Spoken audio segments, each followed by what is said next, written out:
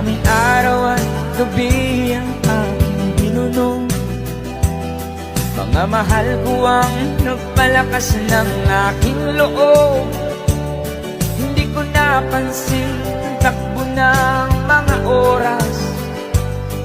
Ngayon nga ako'y pabalik na sa Pilipinas. Pabilis ng pabilis ang tibok ng aking dibdib, habang ang eroplano'y palapit ng palapit sa bayan kong kay tagal ding hindi ko nasilip. Ngayon ay muli ko na itong mamamasid.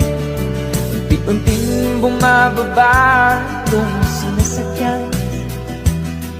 Sabi ng stewardess tuwing ang upuan, lalapag